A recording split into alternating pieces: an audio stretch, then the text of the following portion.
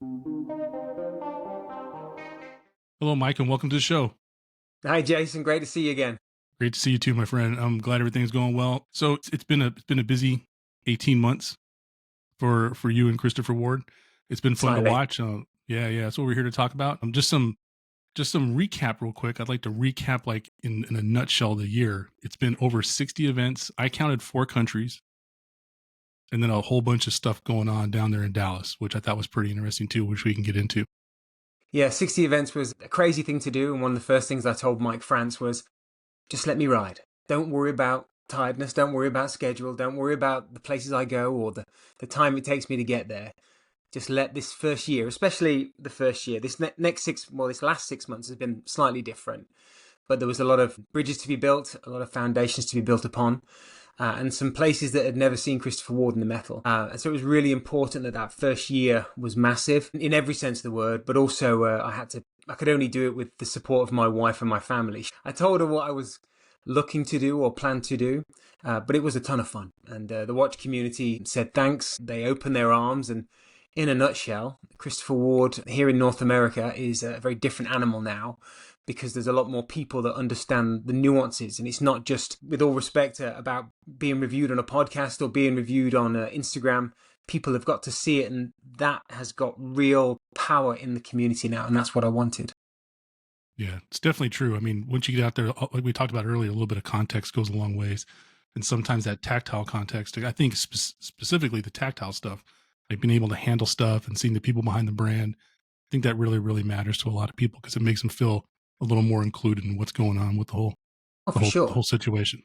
We're But also before we very go too far, different. Oh, sorry. Yeah, yeah, sure.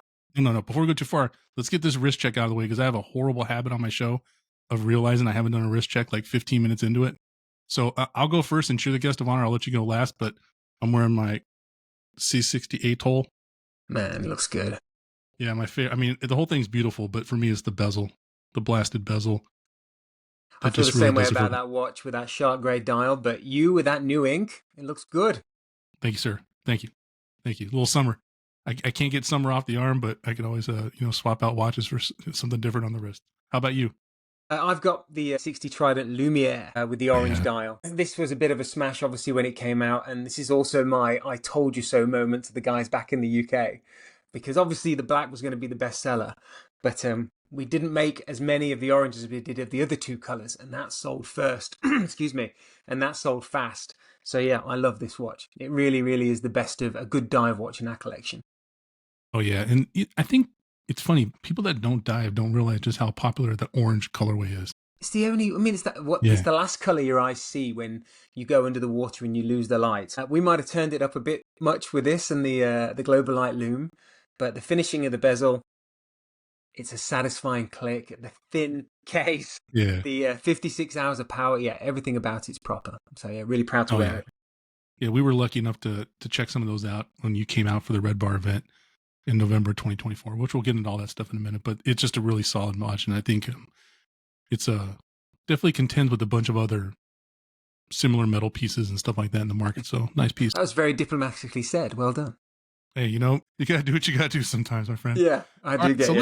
let's just get into it. We talked about 60 events, 4 countries. That's what I counted, and I did a lot of data gleaning from Instagram and all that stuff. But and then a whole bunch of stuff going on inside the showroom in Dallas Fort Worth. So after like this first 18 months, I mean, let's just get into it. What are some of the most rewarding milestones you've had for you and the Christopher Ward team as the first North American brand director for Christopher Ward?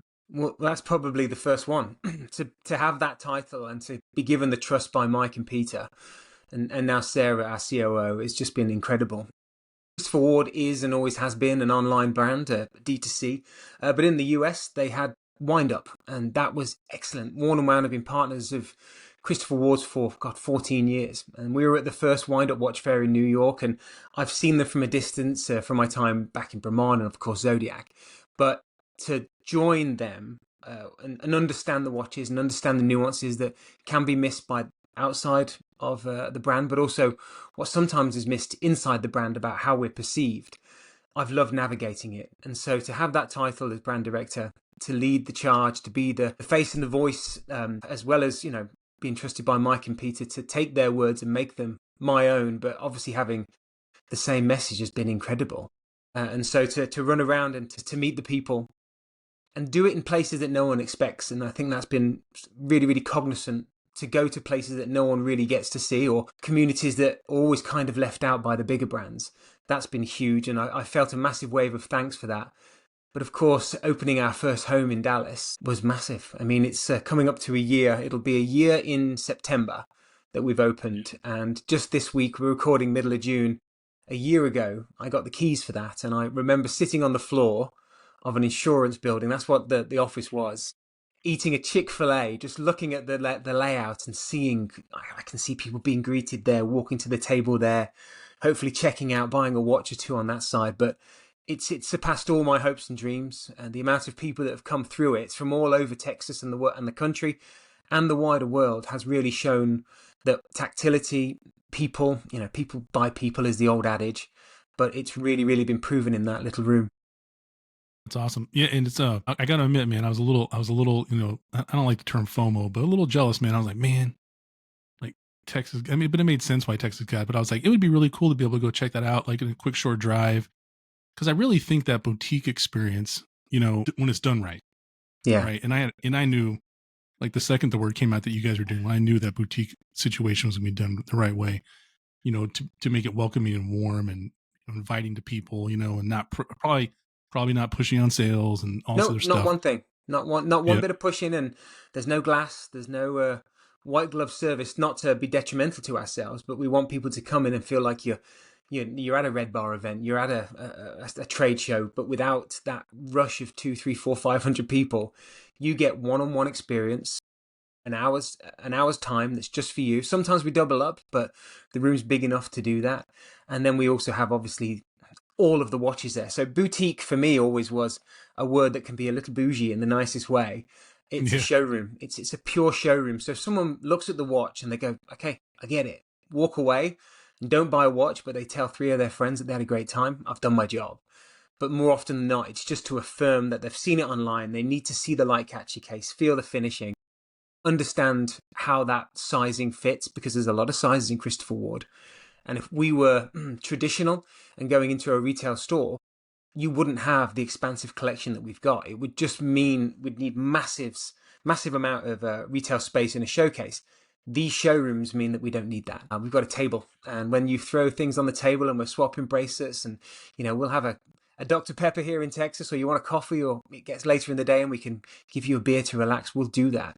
I want this showroom to feel like the best of the watch industry, which is always about one-on-one experiences. Yeah. No, that's pretty, and I can tell that because I just glean so much data from like the Instagram photos and stuff, and you'll just see the look on the people's faces in the backgrounds that are in the boutique, right? Like that. Now I know that there's a photographer and they're picking the photos, but still, you can tell when someone's just like smiling because they're enjoying this experience, or you can tell like they're kind of shocked by how much they're learning or what they're seeing, because a lot of times it's that way. And then, different from that boutique, I always joke around like, bistro makes a restaurant sound fancy and boutique makes a, storefront sound fancy. Right. But to be able to go in there and have that experience and then be able to touch the watches, be able to talk to the people. And like you said, all the other things, strap change outs, like how does the bracelet work? That answers so many questions that, at a trade, like a consumer trade show, you're not going to be able to get. It's too fast. I mean, It's you just might hard, be, yeah. yeah. And you might, and I know a lot of people, the first couple of times I went up, I was kind of nervous. And so I wouldn't think to ask all the questions I wanted to ask. But in a slower environment there, you might be able to ask leading questions because you kind of know what the person's getting at, and blah blah blah blah blah. I think that's wonderful. And more often than So, not, people will write down what they want to see on their form when they're coming to see us, but they'll walk out with a whole different perspective and a different watch in mind, because the two-dimensional images that we have are great on ChristopherWard.com, or some of the reviews really do show it in a good light. But yeah, there's nothing better than putting it on the wrist. So that's why the events are important. Why wind up and intersect and minutes and hours continue to be important. But this little bit of home that we've now got in the middle of the country, it does a few things on top of what we've said, but it also is a base for me living here for the last 8 years to spread out. We've got obviously future plans and we want to keep growing these, but Dallas, Texas, I mean, DFW is the size of Manhattan. So people are coming in and out all the time. So when the question of why there comes up, easy answer is I live there and I couldn't move. But the second answer is start in the middle and work out, just like you would do throwing a pebble in a pond. Just watch the ripples flow, and that's kind of what we're Yeah. getting right now. Yeah, and it's a major airport hub too. I picked up on that. I mean, I don't fly to the West Coast as much as I used to, but it's like, man, if I wasn't like in a super rush for a trip, but okay, let me fly into Dallas Fort Worth. Let me get my Yeah. connection flight like 12 hours later, right? I'll stash my bag in a locker somewhere, and then I'll run down. I'll have an appointment with the boutique, check it out, say hi, Well, and then that's get great. back And on the we've plane and do my guy. It's 30 minutes from DFW. So I did a little drone video. I got a guy who's a wonder with a drone. Shout out to Matt Thomas, to Matt Powers, and he showed the showroom, the area we're at, and what we're next to. We're next to a major highway. We've got 55,000 cars going past us a week, which is just nuts. We've got Dallas Cowboys head office one exit down. We've got Universal Studios being opened in a couple of years, but it's the proximity to the airport. But that downtown Dallas can feel for Dallasites coming up to Frisco just as long as flying in from Virginia where you are. It's a very different world, but yeah, that's what we wanted. We didn't want to be next to normal shops. We've got a great dentist next door to us or a chiropractor, but when you open the door, you could be in Maidenhead. That's the idea. You could be in London. That's Yeah, the hope. that's awesome. Hopefully, people getting some alignments done at a discounted price. So opening up the boutique and all the shows you've done and all the different places you traveled. So, have there been any like personal, professional challenges that you faced in this first 18 months, and then how did you navigate them? Personal was always going to be about making sure I could balance being a husband and a dad. It's always the case when you're at a level of like I am, but also you've got a commitment to the job that you do. I've always had that extra energy, and I know that people who've met me or seen me do podcasts like this before, they go, "Yeah, there's a lot of energy in that body," and I know that, but I've got to balance it out to be husband and dad first and foremost. That's always going to be the one that I'm most proud of, that I've got a partner like I do. But on the professional side of things, it was kind of rewiring my brain. Whenever I've launched a brand or been part of a brand, it's always been, who's the best partners? Who is going to take this brand and then tell that story? Who is going to be the advocate for us in those geographical regions and then can sell it? And then, there's an old adage, if you're in sales, it's not the order, it's the reorder. It's how do you have that continuity? How do people continue to come back and feel confident to buy your watches? We don't do that at Christopher Ward. We can't. 21 years of just being D2C, direct to consumer. It's important that my strategy fit with what Christopher Ward is and always will be. And so going to these areas, let's take our Red Bar, for example, in Virginia Beach. We didn't have a huge crowd. I think that was the first event that you'd done with a brand, but every single one of them knows 100 people. So out of nowhere, those, 20 people, they all feel, hopefully they feel like they know the brand and they know me. They've got the extension of Mike and Peter's thoughts of the brand as well. And they become the AD, they become the ambassador, the retailers. And so that professionally was so refreshing. And I say this with respect to all of the retailers that I know and love. To get a brand into a store is a game within itself. To have the upkeep of training and to have that consistency of sell through is hard. It's you're competing against a ton of brands where, because of Christopher Ward's pricing and the way we sell, if you're trusted, and that's the big adage, there's a big thing that I'm really all about, then we're halfway there. Thirdly, when you've got that professional context. And the third thing is that we're dealing with 21 years of brand growth and brand customer service that has not always hit the levels that we are now expecting to be. And so I've been learning along the way and taking things that we thought were working and were not, or we've seen things from our perspective online and actually it's not good enough. So we're going to implement that for future processes. And the team back in the UK are always taking what I learn, where I've been, and it can sometimes be a strong conversation because what they've got there is suited to what we are in terms of direct to consumer. But now that we have physical people, now that we have physical abilities to sell, now that people are touching and feeling the watches, there's a different level of personal interaction that we need to keep up with. Belcanto changed Christopher Ward forever. It doubled us in size. But the big fallout from Belcanto is that every other watch got credibility, because if you can make a Sonnery or Passage, what's Trident like? What's Sealander like? Which means everything is growing and growing, which also means you're getting customers that have different levels of expectations, correct levels of expectations from communication and customer service. So the challenge for us and me, especially now that the US is the biggest part of Christopher Ward sales-wise, is to keep up with and exceed people's expectations. And that's hard. And that's something I'm more challenged about than anything else, and committed to, along with Mike and Peter, Sarah, and all of the directors who are on my level as well. We want to be better. And this is why this year and a half has been just magic. No, it's been fun to watch, and I can speak from just from practical experience when we had the Red Bar event. I saw people's, I won't say opinions change because that means they had an opinion of Christopher Ward. I think some of our members hadn't really experienced Christopher Ward, so they didn't really have an opinion. So I saw their opinion develop, Oh, it's and brilliant. Don't you just yeah, love it when you see when they get it? yeah, Because and it's like, oh, go ahead. No, I said because I see it every single time I'm out on the road, and it's like they come up with, and this is not Christopher Ward fans, this is watch fans who have listened to the hype or understood what they've seen, but then go, $1,000. That's entry level pricing. That's got to be entry level quality. $1,000 is $1,000. Like if Yeah, you're gonna spend $1,000, it better be right. And so Christopher Ward quality does not befit the price point; it befits the business model.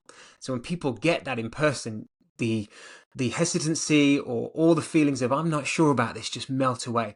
And what you see in Virginia, what you saw in Virginia, is the proudest thing that I get. Be it one-on-one, or a group of 100, or you do a trade show and 10,000 people through New York. You go, yeah, I think they get it now. That's massive. yeah, yeah, and it was just so cool to watch, and people have talked about it, and we had, full disclosure, we had a couple members pick up some watches, Oh yeah. and it was pretty cool, and we were pretty stoked to have CW be the first brand out there, because I don't want to drone on out of this. I cannot believe that some major companies that sell watches haven't stopped for 5 minutes and taken a look and said, maybe we need to find a guy or a lady like this to get in front of our brand, because it's a huge thing. Like, it's people aren't with district time. People aren't lined up like that. It's a split. It's a Trivial Pursuit pie of the person in front of the brands. One slice of that pie. The quality of the watch is another slice of that pie. All these things matter, and it's like, to be faceless and to be voiceless, I think, is detrimental to a brand at this point. I think that the expectations, especially in the American market, are that you got to give us someone that can communicate to us But you know what though, about what it is Jason? you're trying to do. We are dealing in a world, and listen, I've grown the smallest of brands when I first started to making Bremont as well known as it was. I was picked up by a big brand as well, and that wasn't right, because in the end, what they wanted was me to conform, and this is not like me rebelling, but they wanted, you say this, you dress that way, this is where you go. This is when I was younger, and it doesn't work in my personality type. You employ someone like myself to do what I'm doing.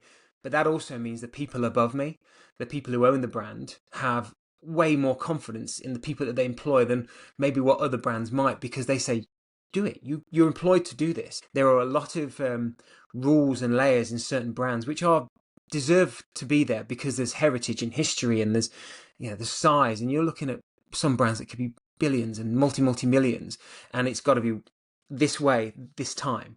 But as we're growing, you've got to be personable.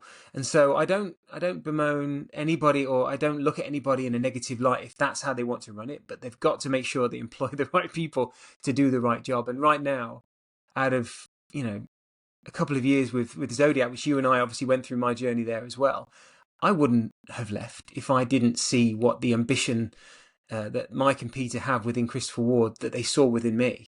Like, I would not have been doing what I've done the last year and a half if I didn't see this as absolutely the next part of my life for the next 20, 30 years. I'm so proud of what we've done, but I can't wait to show you what we're going to do. Like, that kind of feeling. Oh yeah.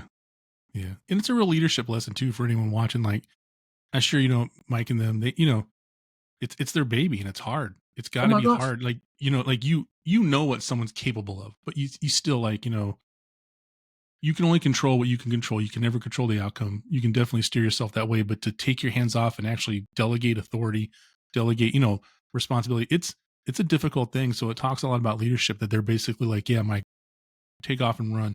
Have And at then it. we're going to watch what happens. It's huge. It's huge. So It's good. I could have Peter over. Well, Mike knows me probably a little differently because he's seen me from a distance. But Peter, he's a computer. Like, he's the guy yeah, who can put all the things together mathematically, business wise, deal wise, legally. Obviously, Mike can as well, but when you watch them together, you can see who does what. But I'm with Peter when I first started, and I saw him just a few weeks ago, and he's like, "Yeah, you've got too much energy for me at times." but that's a good thing, because they both know what we can do together as this kind of trio as we run into the US. Yeah, yeah. No, I know exactly what you mean. I think I'm kind of the same way at work sometimes. Yeah, oh, I know myself that way. My energy level's high. You know what I mean? I just Yeah. get after it. I don't know anything else. So all those personal, professional challenges, your first 18 months. So which timepiece in the last 18 months that you helped launch stands out for you, and why? It'll be hard for me to go past anything but the Loco, because of just what that recent launch did. We did that in a different way. I'm going to put that aside, though. I'll come back to it in a second, because in the core, when we launched things like the ice cream collection in the 12, or the 38mm collection in the 12, that was all from a consumer asking point of view. They wanted that size. Or if you do the Trident GMT, that might be the best valued watch in our entire collection for $1,300. Launching them and people seeing that kind of showed me that, and this my line is always, scraps make paper. Like, you do the small bits and you can grow, instead of just doing $5,000 watches, which again, for what Loco is nuts. But for me, seeing the core editions, and I'd put Lumiere in there, even though it's a little higher, all of those pieces meant that our core collection right now is absolutely smashing it. And so every launch has meant something to me, and it's kind of really built up my strength within my feelings of that our brand is under $2,000, like really, really special. If you get us there, like the watch you're wearing for, just over $1,000 on the bracelet, that's what I loved. And every launch like that has meant something. But Loco was powerful, because obviously we did a movie with it, and to kind of again be trusted through Mike and Peter, Sarah, Kate, our marketing manager, a director, to kind of see that within the team and show behind the curtain what we're all about as people.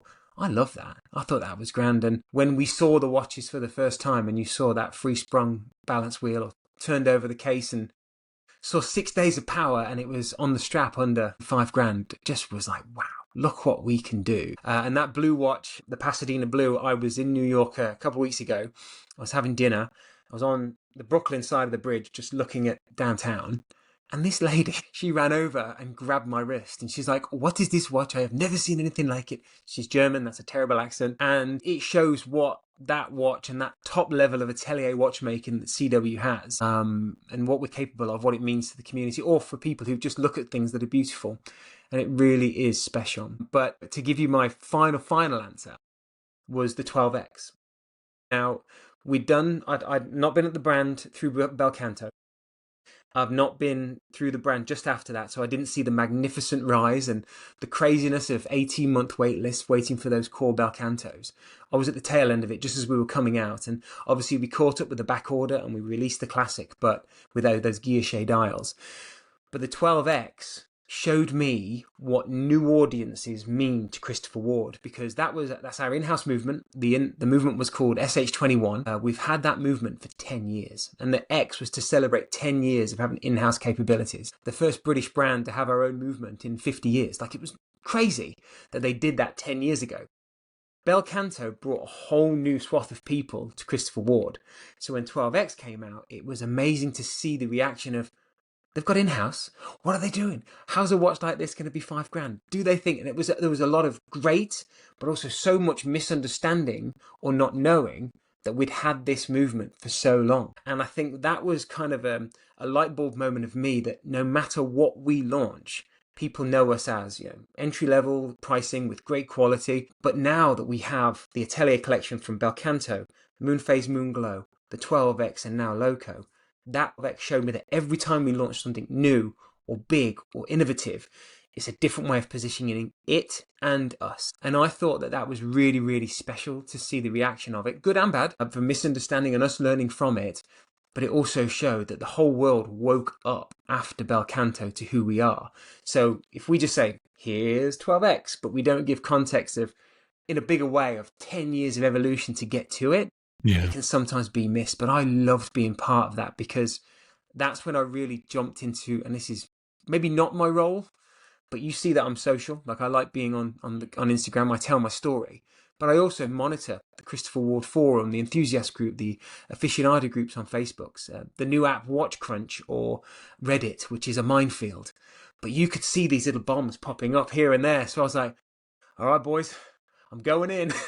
Like Yeah. Yeah. it was nuts. And I jumped in there saying, whoa, whoa, whoa. I see all of this conversation happening. Let me help you. Let me understand what you see in this, what you might not get. But it also threw up all sorts of things in the air. Like you might have found, I don't know, I use the analogy of like my mum back when I was a kid, hanging on the garden fence, talking to the neighbour, doing the gossip. Like you start with a positive story, all the positivity can come out. If you're not having a great day, that tone can change. Being an online brand only, if you're not managing it or monitoring it, some people just miss what we're trying to be. Yeah. And that's through what I said at the start with service to what we're launching with things like 12x and Interloco. So those launches, as good as they were, gosh, they helped me learn about this brand and this community. So I'm going to say 12x. Awesome. Yeah, because I work with a gentleman. He's been a Christopher Ward owner for a long time, like OG logo, on the dial Oh Christopher yeah. Ward owner. And he's sending in to get service. And there was some back and forth there. And I was telling him like, hey, look, I can't tell you too much, but I can tell you they're working on this stuff and blah blah blah. And then when the Bel Canto came out and the X, and he's like, well, it seems like they're increasing their prices. I'm like, you should look at this is how I look at it. If I was a Christopher Ward owner and I was in at the beginning, right, the brand that I love has now given me aspirational pieces to work towards. So my aspirational piece doesn't have to necessarily have a crown on it. It doesn't necessarily have to, Oh be yeah, part of the for sure. whatever. I can work within the brand that I know and love and get myself something that's truly special now, if that's my jam. Because there's a lot of people out there that are like, do they go hang out in a different neighborhood occasionally? Yeah, but they stay at home. You know what I mean? They stay in their neighborhood, and that's what they like, and that's what they want. And now they're giving you an opportunity to do that and experience something truly special inside the same brand name. I think that's But I'm pretty also, cool. but with that as well though, and this is one of the first watches I bought myself was an old school Christopher Ward logo Sealander 39mm GMT. I appreciate that. I also see why it wasn't understood. But this is kind of where I am now, right? So you and we did my first podcast with Christopher Ward, and that got spread through the Christopher Ward metaverse, and it was like, who's this guy? What's he here for? It felt very much like me when I've got like I love Oasis, right? And they've got kids now saying, "Oh, I love Oasis." Like, you don't know Oasis. How can you know Oasis? You weren't there when they came out. And it's a different conversation. You know what I mean? It's like looking at the kids buying the Rolling Stones t-shirts from Old Navy. You're like, well, you don't know Rolling Stones, and you just got a t-shirt because it looks cool. I do feel like in many ways we have to be cognizant that this is a brand that's owned by a community that loved us when no one cared for us. At a time where we were fighting way uphill, and we've evolved to where we are today. We're the top 60 brand in the world if you looked at, numbers. Take away the massive money that comes from the groups, but no one knows us in the big scale or scheme of things. But that's really exciting because that means massive potential. But also it means that when you are talking about it, you're talking about not just Mike and Peter's baby, you're talking about a community that's been with it for 2 decades. That's a good chunk of change in people's lives. So it's a special thing to see. Yeah, and I noticed stuff like that at meetups. We go plenty of meetups, and it's interesting. There's like long old brands that people pick up stuff and they look at it and then they just put it down, right? And then there's brands that people pick up and they really study them. Like they're feeling the watch. They pull out a loop and they're looking Oh yeah. at the watch under the loop, right? They're asking, can I wind it? Can I, do all this stuff? And in the last 18 months, every single meetup I went to, if there's a CW there, that's kind of what happens. It's like a really janky game of operation. Like they're really trying to, put this thing through its paces as much as you can in a meetup to kind of see what it's about. And I think that's because there's a genuine interest there. And I think that it's definitely because of how the message came out and how, I just think it makes it more interesting because there's not very many people that are able to tell that story and kind of get that stuff out there. But I don't know. It's definitely been fun to watch. It's not boring. No, no. I mean, there's probably moments where you're sitting there. I watch, man. I know how this is, right? So like we went to district time and we're going to go into meetups here in a second. So go to district time and me and Johnny drive up there and, we meet Darren up there and I remember the first thing when I walked in, I was like, oh, it's a cement floor. And Johnny was like, what? I'm like, yeah, that means they're going to be standing on cement for like 3 days, 2 or 3 days. I'm like, these guys are going to be beat. You know what I mean? And Insoles because I rock. went to Dr. Scholes, thank you. yeah, yeah, you know what I mean? And it's like the little things, but it's like, still a smile on the face, still telling stories, and everybody's still having a good time. So it was just interesting. But That's the least we could do. yeah, We've got a team in Dallas, and we've got a new guy just started, and it's just a case of right when you might have a bad day or a bad morning, so but when you come through those doors, we're here to chat. But when a customer walks in, he's never seen us, and he needs to be welcomed with "Hi, how are you? What do you want to see? Tell us your story." I love that. It's just basics. you got to turn it on, man. Got to You turn got it to on. be It's like, showtime. yeah, you know what I mean? Like I tell everybody, if you're ever going to have a podcast, like whatever happened that day, the second you hit record, like 3 seconds before, you got to like take a deep breath and just put your best face on, right? Because people will pick up on that. So through all the meetups and enthusiast engagement, to say you've participated in several meetups would be like the understatement of the year. So just quickly, how do you think what have you picked up on how that's shaped enthusiast perception of the brand? 60-second elevator pitch, like how do you think it's changed over the last 18 months? Like I said, I think when we do these events, it's about affirming what people might have seen online. That's all we've had. That's been our showcase. When people then can say, I can see it happen. Like I'm looking at CW. What do you think of this? And I've seen people who have been at those events say, "Hey, it's awesome. I had it on just a few months ago. The 39mm doesn't fit like that, or the 42mm slim. It wraps the wrist, or yeah, the bel canto seems like it's thick, but I've had it on, and those lugs are short, so it's really, really perfect on the wrist. And gosh, that dial's fantastic." I'm not saying that. Like I said earlier, they are the ambassadors. The biggest thing is, hey, if something isn't right, I know Mike. Here's his email, or he doesn't mind if I pass his email along, or send him a DM. He'll help. And all I do is just like pass it through to the right people. Say, hey, these guys really need you, and we're quick on it. We really are, and we don't want anyone to feel bad.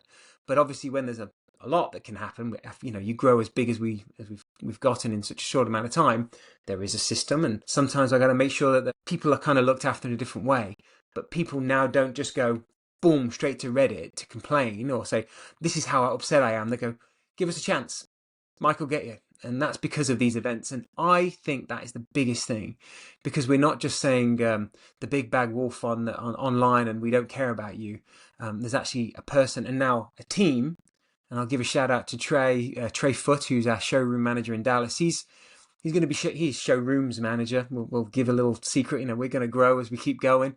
But his infrastructure and his love of process and logistical prowess, like he is the yin to my yang. Everything that I love about watches, he can give me a bit of process with that. And so this top team now here in America, top level team, he gets it. And together, he and I and the teams that will come over the next few years will think the same way. So that's massive. But that's come from the meetups.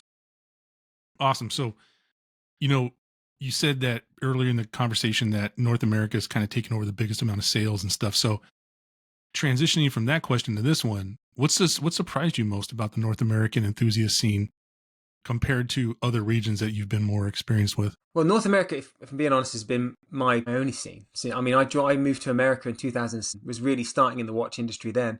A lot of what I did in the early days was duty-free based and Caribbean based. So you would do the cruise ships or the shops down in St. Thomas and St. Martin. And there I got a whole wide spectrum of the shoppers from Ohio or New York, or people coming from Canada or from Mexico. And that was the best learning pad for me that I could ever have had back in the day. Nowadays, when I go to, let's say Salt Lake City, or I'll go to Detroit, Michigan, or I'll go to San Jose, California, these are obviously adjacent to certain places that would get the big attention. Every single one of them, every single one of those meetups, there is big Rolex, big Blancpain, there's Breguet, there is Richard Mille, there are the haute horology pieces, there are Hamilton and G-Shocks. America is very diverse and every state has its own identity. But what I love about Americans is that they are very trusting and they will give you everything if you don't let them down. And so, yeah, there are nuances. The way they dress or the way that they approach you, the way they talk. Greenville, South Carolina was the nicest place in the world, and everyone just looked like they came out of a magazine to come and live here. They all just looked amazing, but they all will watch people. They all like to beer, they all like to a cocktail, and everywhere across the country has really been brilliant there. What I do see from, say, a California to a New York or a Texas is that they need understanding of certain things. Be it how quick can I get it to New York, and how hard can you look after me? Or you've got the Texans, it's like, right, you know, sell me. They like to be sold to. But then with that, if you're in, gosh, they'll be with you forever. And the Californians, they want to make sure they've got value because there's a lot of choice out there, and they want to suit their lifestyle because there's a lot of brands that do black, white, and blue dials, and maybe they want a bit more freedom in how they design and how they dress and what they pair with things. But all of them across the board, it's got to look good. It's got to be working well. Got to have trusted components, and the warranty has to be backed up by the team. And all of that consistency shows that this huge nation has that one thing in common, is that they all love watches. And so everywhere I've gone has been absolutely mind-blowing. The food's been good, I'll tell you that much as well. I mean, I've seen 44 states in all my years being here, and I've never had the same meal twice, that's for sure. If I'm going to some of these events, it's great. Yeah, nor should you. You should enjoy the regional stuff if you can get it. So have you had a conversation this year through all the events? Have you had one conversation that really stuck with you? And if so, what did you get from it?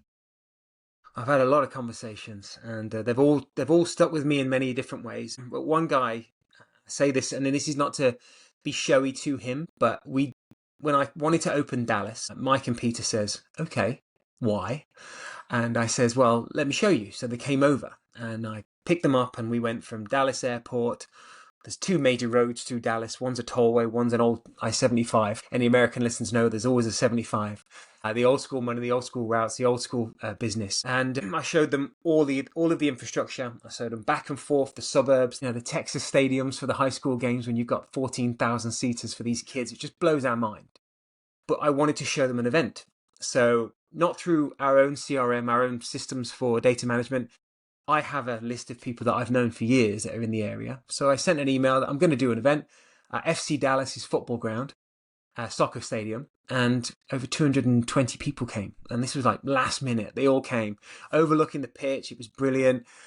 And one guy walked up to me and he said, "Oh, I've got the old version of that Dartmouth, and I've got that Trident, but the old logo with this bezel." I'm like, "Oh, great. Oh, you've got a few." And he goes, "Yeah, I love them."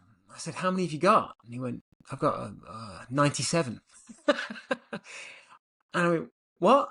And he said, "I've got 97 Christopher Ward. I love watches. I love soccer. And your guys' price point meant that I could buy 4 or 5 blah, blah, blah brand, and that would cost me X amount of dollars. Or I could do 15, 20 of yours, and every single day and every single week, I can have a different story to tell, a different movement, a different complication." And I went, "Wow." I said, "What's the most recent watch you've bought?" And this is the kicker that kind of comes to all that positivity. But I always want to learn from a conversation. He goes, "Not bought anything in a few years." I said, "Why?" And he goes, "Well, no one really reached out." I said, "I got a contact from somebody when we bought a few at one time." I said, "But, no one knows who I am. And I wanted to make sure that I was not celebrated. I had a pat on the back or a hug, or I didn't want anything free. But I wanted to make sure as I grew, we grew together. And you popped up with this email, and he only knew me from just an event years and years and years ago. And we'd never really chatted. But from that minute on, he's bought a few more, and he's trusted us more and more, got into Bel Canto and so on and so forth. But those types of collectors are extreme in terms of they have it. Or you've got the one person who would buy that one $910 on a strap like the one you've got. They are as important as everybody in between. But what that showed me is, as we've grown past Bel Canto, we still have a massive amount to do to keep people with us on this journey. And so I've got wonderful stories from military folks. I've got kids who have bought their watch from graduation. I've seen fantastic bespoke collections that have been born out of true passion, or pilots from American Airlines that wear their watch across the world and love it because it's their watch with all of their flight buddies, captains and co-pilots. But that guy will keep me humble, because he's obviously really wealthy and loves his watches and buys more than just Christopher Ward. But I never want to let him down, and I'll never let anybody down with those one watches as well, because they're just as important as each other. So that's my story. Yeah, and it's funny because like the guy basically moved in silence and no one really knew. But that can happen he everywhere. appreciates it. Yeah. But all he wanted There's probably more people like that than you realize. That's massive, yeah. And we've on the back end, we've got a new system systems operator. She's unbelievable. Her name's Zoe. Hope she listens to this. Her mindset, along with Kate and Anna in our marketing PR teams, are all about making sure that we feel connected. It's very difficult just to, I've got another email, I'll read it and I'll move on. We want a journey for every single person. The Loop magazine has done that. We send that out every quarter. It's always about more than just watches, football and movies and drinks and cars, and that's great. But we need to be interactive as we grow. And that's what the retailer's job usually is. They're the ones that carry those relationships on behalf of the brands. We don't have that. So our systems need to evolve as technology does. But that man there, legend. It made me learn so very Yeah. much about us. Yeah. No, that's pretty awesome, man. It's, I wish that's part of me. I wish I had really gotten into watches when I was younger, because I feel like I would have a connection with a brand, I guess. You know what I mean? And I don't really know if I have one, Yeah, but you yours know, is because I, coming.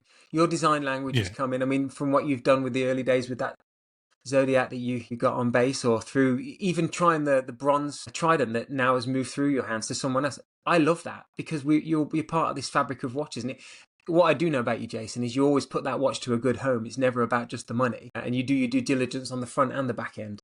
And I think that's I appreciate it. Yeah. Yeah. I systematically burn through stuff, but all you right. know, it's yeah, it's helped me learn what I like and what I don't like, and what I want and what I don't want from me. Like, I always joke around that a perfect watch is a no date watch. Like, if every watch had a no date version, it'd be the perfect watch for me, because I know what day it is every single stinking day of the year. But that's my Tell us how you 10-second feel. rant. But yeah, that's, shout out Sam at Casual Watch Talk. Sam knows. Sam's a date guy and I'm a no date guy. But yeah, so the showroom and the retail strategy, all these shows. So recently you guys celebrated the North American showroom, and you did some Instagram celebrating on that. And then you actually also took over the Instagram Oh yeah. for a takeover for a while. So what has that specific, and this isn't sponsored by Instagram, but it's pretty much the easiest thing we use for this watch stuff, for pictures and videos and stuff like that. What has that feed or that space taught you about your brand, about Christopher Ward, that you may not have known before?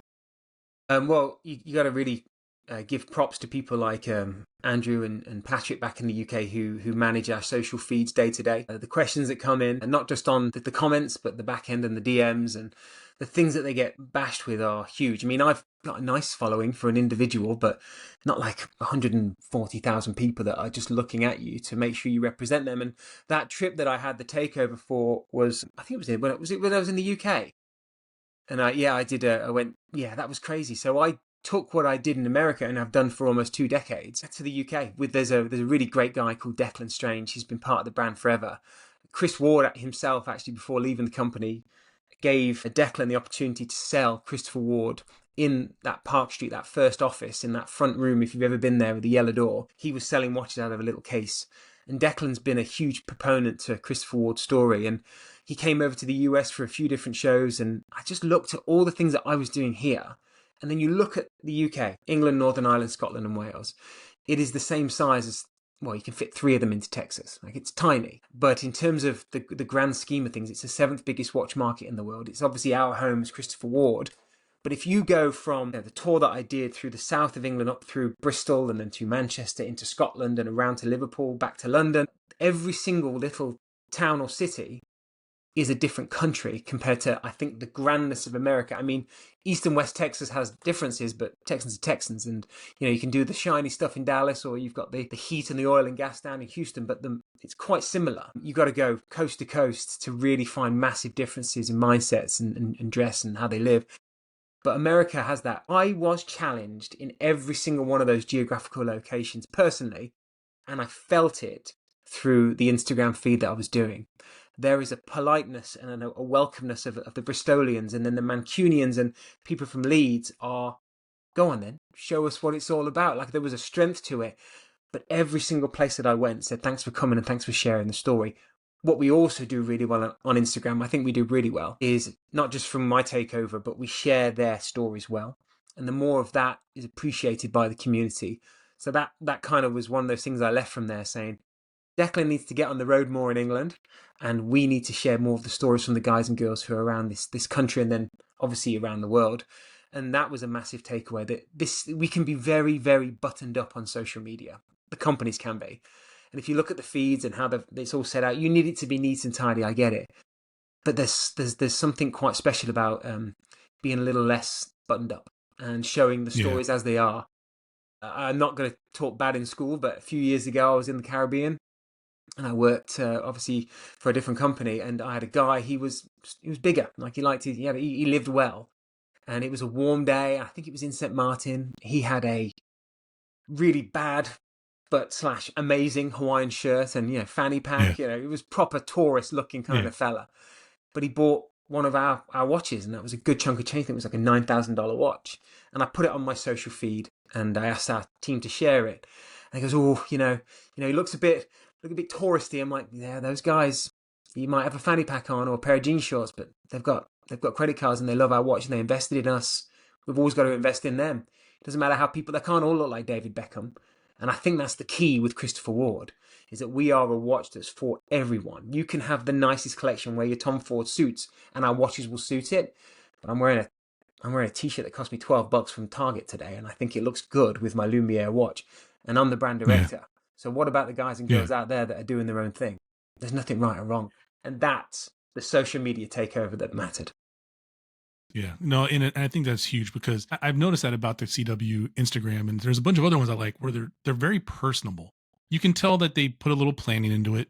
You can tell that they maybe had a script, but it's personable and like the personalities show through, and you feel like you're actually having a conversation instead of being talked to, right? And there's plenty of brands that make wonderful watches, and their their content. I'm not going to say it's bad, but it's so like It's vanilla. It's vanilla. that it's almost like you almost be better off having AI make you a video. Like, you know what I mean? You know what I mean? Like you're mailing it in so much and you're so polished that basically, I always think about Christopher Bale from that one movie where he's like shooting everybody. I can't remember the name of the movie now, but it's like, like almost like the Matrix before the Matrix, when everybody's like, stock humans. Yeah. And that's what I get from some feeds sometimes. And I feel nothing. I feel Yeah. no emotion. I'd also rather like be like, well, I don't really care for this person. I'd rather have that than be like, well, I don't feel anything. Yeah. At least it's a So it's kind conversation. of I think that's the same when you're looking at people that do podcasts like this, or the different YouTube communities, or the podcast communities. We always go to the ones that we like, and it's not sometimes about even the person hosting it. It's the people they put with them to kind of elevate or talk about certain things in a different way. I'm a nightmare. I love watch podcasts. I love listening to just about all of them if I can. But I've got my favourites, and and that should be the same thing with the social feeds. And yeah, again, shout out Patrick, who's really leading some of those charges. If you saw some of the stuff we were doing in Wind Up New York last year, we had Richard from Studio Underdog and Nicholas from Fears, doing certain conversations with each other, and that's on Christopher Ward's main feed. We shouldn't just be as strong-headed as, a lot of brands, again, rightfully want to be, because this is our patch, don't get off my lawn, but we want to invite everybody around for a cup of coffee. That's the hope anyway. Yeah. And really, I mean, if you've been to one watch show, I mean, I recommend going to more than one, but if you've been to one, you quickly realize just how many people know each other. And does everybody like each other? No, because not everybody likes each other in real life. No. But you tend to be in an industry, you tend to need each other more than you realize. There's a weird one. You can get the shows where, hey, you got that kind of point. I know you. Good to see you. How you doing? You don't know anything about each other, but you know each other at every show. Or there's people you used to know, but now you work for different brands and you can't talk the same way because you're at different ends of the spectrum, or you just are in that same world of money. And it sometimes is sad that way as well, but it also means that with people, that happens in every walk of life, in every industry. But that world, these trade show worlds that we're doing, especially because we don't have the retailers, you see brilliant people and you have to get along, because you would never put down another brand, because why would you do that? Because people are there to choose and buying into the brand because of personalities, but also you want to speak to people cordially. So I've had a great time with it. And going back to what you were saying about district time, we had all those brands around us and you saw the line. I've never experienced crazy. Jason, I've never experienced anything like it. We never set a line up. We never set a stanchion for people. This is where you line for Christopher Ward. And people came up and then it just went brrrr. And it started in the morning and it went for 7 hours. And the show was only on for another 6, right? So all of those brands had an opportunity to talk to people in the line, even though they're for Christopher Ward. And you can be negative about it, or you could be positive about there's people right in front. There's an opportunity for 10 minutes where someone can chat. And I loved the amount of feedback from brands that says that was difficult to see because they came to see you, But then I also got to see them and they got to chat to me. Maybe they wouldn't have come to me or known I was there. So it's how you look at life. And it was very strange that when that line was still going on and people had to pack up, we were staying there. Me and Trey, we stayed there for an hour after the show closed to get through that line. And every brand that went past were like high-fiving the people in the crowd, saying, have a good time, Mike and Trey have got you. That is the best of the industry. So it can really work. But our brand right now, we're definitely experiencing things that I never expected, especially at shows when we get looked at like that. It's beautiful. Yeah. Scary, but beautiful. Yeah. I mean, for anyone, watching it, there's a recipe there. You just got to stop and take a look at it. And, because the growth has been crazy. Because I remember at Intersect Atlanta, when I went to that show, and I hung out with Cody from AWWC. Yeah, but I was on my own there as well. That was my learning moment. You were by Don't yourself. never do that again. That was crazy. Yeah, that was crazy. And but it's cool because I've spoken to plenty. I'm not going to name any names, but other brands, and they're like, yeah, man, we're happy because the people peel off from CW and come over here and they learn about X brand that they didn't know about. This is what it should be. That's what this trade show should be. Yeah, I mean, it's the whole point of it, right? That's why, for the record, I'm not a big New York City guy, right? It's a lot, right? And it's a lot. My experience and my background, there's just a lot going on, and it's a lot to take in, especially when you know things that I know. But anyways, I do love the fact that once I get in that show, once I get in the showroom space, I can just cruise around and I know I'm going to learn about brands I didn't know about. I'm going to meet interesting people and hear the stories. I'm going to get to handle stuff, touch stuff. And now I guess I've been going to enough of them. I see people I haven't seen in a while. I get to say hi to some brand people, that I really have gotten to gotten to know and care about them and what they do. And then, and then I immediately leave the show. And if I don't have a cool event to go do with someone, I just go back to my hotel room and chill out. You do that very well. And I just get a hotel pizza and just chill out, man, because I need, because I can be a social butterfly. Don't get me wrong, but it's tiring, man. It's just really, really tiring. But the shows are really, I tell people, like, you have to go to one because especially if it's local, the cost of gas is going to be worth whatever you learn there. You're going to learn so much if you attack it from that aspect, right? Also, just don't forget, there's always going to be good swag. Yeah, if you're going to go for some swag. Yeah. I mean, you get cool stickers. Like, I mean, I got a whole board of stickers back here. You can't see the CW one. I can see a TGM one in the background. Yes. That's right. Yeah. Yeah. And then, I got a little bit of everything up there. Some of my buddy stickers and stuff like that. But I think that's the greatest thing about all this stuff, right? So, and for Christopher Ward, so for regional growth and looking ahead, are there any nuggets you can allude to for the upcoming 18 months? Now, I know we can't go into specifics about anything, but you can always drop teasers, whatever you want to call I don't think there's any secret that the first year doing all those regional shows made me understand certain regions. And so I need to jump on that to make sure that the experiences that people are having in our Dallas showroom can be replicated in a different way. Is that okay? Yes. I think that you've also got to think, right now there's myself and Trey. We've got a gentleman that works with us in the Dallas showroom, and we have one other person joining in Dallas. That frees up Trey's time to do what I need him to do and what he needs to do for himself as well. The team in the UK, they are very big compared to obviously the US side. I need to get more headcount here, and that comes with events, people to help me out, and obviously, long story short, we need more showrooms. But that also means we're doing this fiscally correct. Story about Mike France and I, is that he always challenges people to show what we're capable of. Our Dallas showroom is not expensive. And in all honesty, I didn't want it to be. He didn't want it to be, because we didn't want to be in a normal shopping area. We had to prove that people could come to an area. Because if you walk into a showroom, which is a street level next to Lululemon or Victoria's Secret or Watches of Switzerland, we're competing there and we can't afford those rents. It's just not right when you got $1,000 watches. So our place was second floor next to a dentist. When you walk in, it feels like the brand. And that means good floors, good ceiling, good lighting, nice energy, good pictures. But it's not expensive. So we have to do that again, but also grow up. And so that type of budgeting is not easy. And that's what we're going through right now as well. We've got to do this right. And because all those events, you can imagine the amount of miles that we did, and we bought everybody a beer at all those events. Those beers didn't come cheap in some of those cities. So we want to make sure that we're doing it correctly. And it was. I've always been a big believer that you don't do a zero. You never leave an event where no one's either bought a watch or committed to wanting to, because that covers the bar bill. If you can cover that bill, you did a good job. But now it's about making sure that people are in, and they're in for a while. So we'll keep growing, Jason. People and infrastructure. No, and I think that's the most logical approach. I mean, it makes sense based off everything that's been going on. Mm-hmm. So, Mike, I always like to end the show on a positive note, and I always like to give the guest anything you want, last nugget you want to put out for the brand or for yourself. I just want to say thank you. I've been with this brand now for a year and a half. I've been in the industry for 18 odd years, and I've done some things that I'm really proud of. But this last year and a half, to meet the amount of people I've seen in these incredible states, our first tail hook, being part of the military community, making bespoke partnerships happen and bring people to the brand and doing something for themselves. All of it only matters from the community.